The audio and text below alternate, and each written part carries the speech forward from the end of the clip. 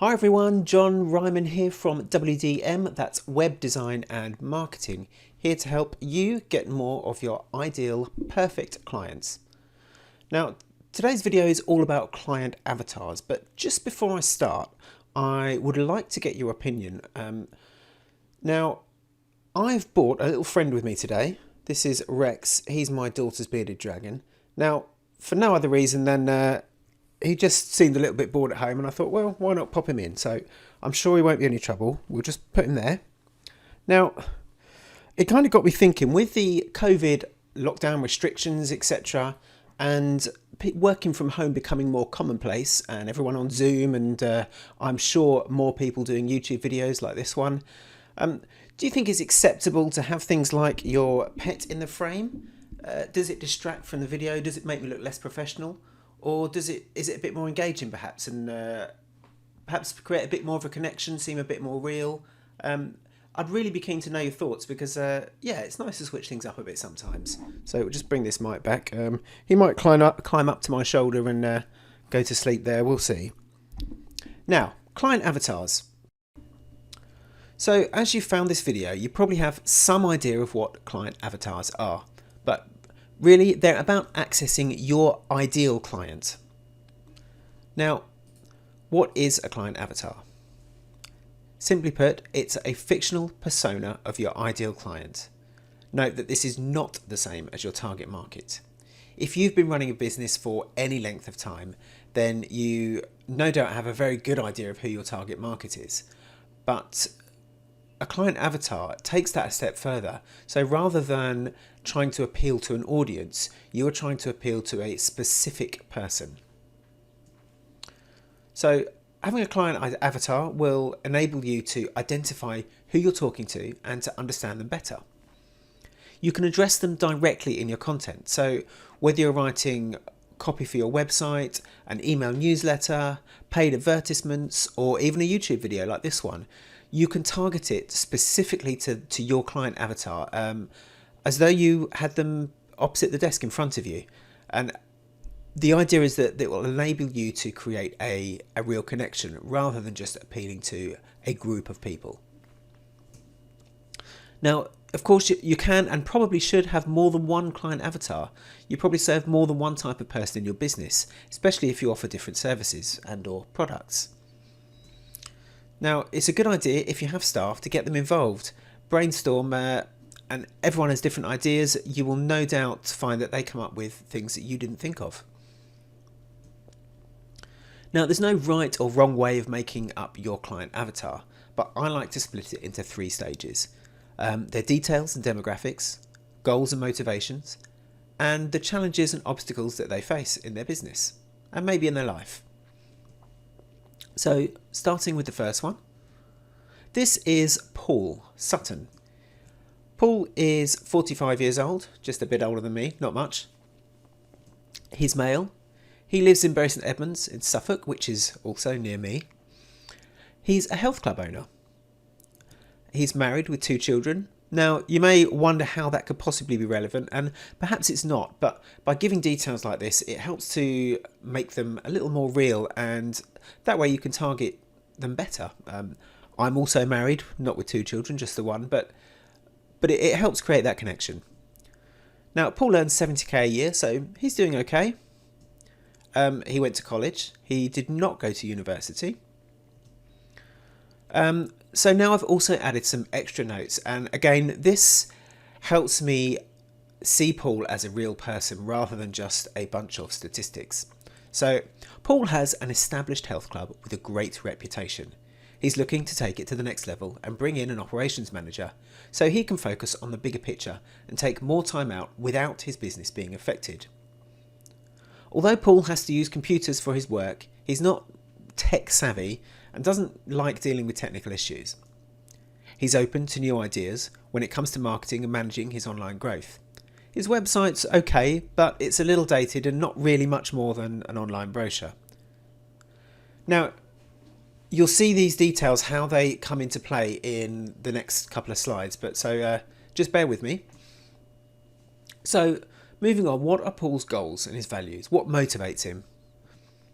So Paul would really like to hire an operations manager. This will obviously help with him taking a bit more time out of the business, enabling him to see the bigger picture. But to do that, he needs to increase membership sign-ups by 30% in the next 12 months. Why? Well, aside from the facts we've mentioned, he would like to spend more time with his family. He would like to get back into some hobbies. He spent most of his the last few years running his business, and so now he'd like to do some more leisure activities, and he'd like to travel more often. So what are his values? Now, he spent a long time working on his business. It's important to him. So he values outstanding customer service. He wants his place to be welcome, comfortable and unintimidating. Now, remember, this is a health club. It's not a muscle gym. He wants people to feel warm and invited. So, and of course, he genuinely wants to help his members achieve their goals. He values his staff and he would like to help them with professional development where he can. And he's also keen to promote within. What challenges and obstacles does Paul face? What's stopping him achieving these objectives? Well, certainly looking online, his website isn't converting well. As I said, it's really just an online brochure, and whilst I'm sure it generates phone calls, he's not really doing anything else with it. So, and he's not measuring any conversions. It doesn't have any analytics. So, if we don't measure, we can't improve. He has a low client retention. Now, this is nothing really bad about his service. It's his industry. People will often join a gym or a health club and don't renew the following year because, well, face it, most of us have done that at some point. So it would be good if he could improve that.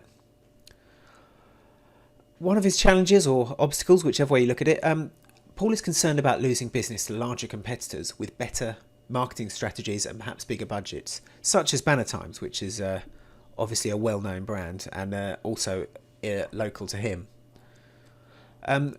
Paul's very busy. He doesn't have enough time to complete his tasks, or he certainly feels that way. He's not sure how to scale the business from where it is now, and he feels a bit trapped in a cycle because he can't see how to free up more of that time. So, what have I learned about Paul, and how will it help me?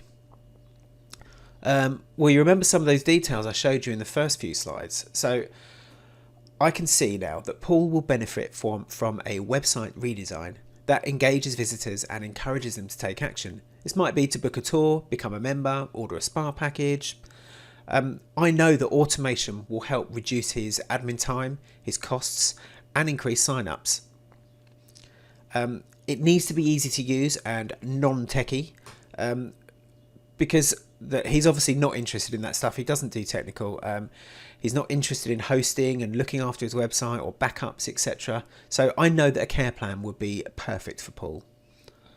Now, I'd also add analytics to his website and show them in a way where we measure conversions and see what his visitors are doing. And that way we can improve.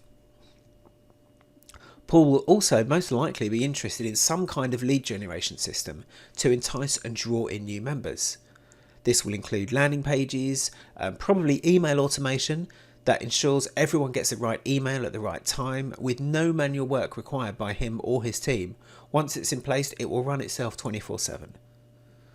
So as long as all his subscribers are being hit with the right emails at the right time, they can then be targeted with an offer that's specific to them, and they can join, pay online, whatever, depending on what the service is, and that is far more likely to bring in more business that way. Now, it's probably also going to want an ongoing newsletter that offers advice and help and perhaps incentives to stay member after their year one contract ends. Now, as long as he's sending the right emails at the right time, especially coming up to that 10 to 12 month period, he's far more likely to be able to get people to stay a member. Now, in terms of adding further traffic to his website or to his business, a local marketing campaign would be very beneficial. We can look at where he's doing in Google Maps, and that's the Google My Business page. Perhaps do some optimization there to help him show up more often for relevant terms to his health club. Same with local SEO. He would really benefit from a local SEO campaign and make sure that he is showing in Google right near the top when people are searching for those kind of services. We may also look at targeted pay-per-click campaigns specifically to his area. And it might be a good idea to also offer a refer a friend incentive for any of his members, so they can bring in people and perhaps get either a discount, a 3 months membership, a free massage or something if they bring a friend in. So all of these are services that I can offer Paul now I know exactly who he is, what he's about, and what he's looking to achieve.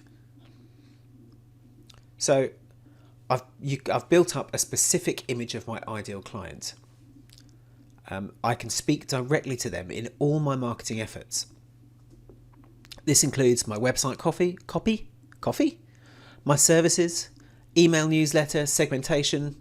When I say segmentation, so what I mean by that is when you have an email autoresponder, you will segment your subscribers depending on their actions, and that way you can make sure they only receive emails that they are interested in.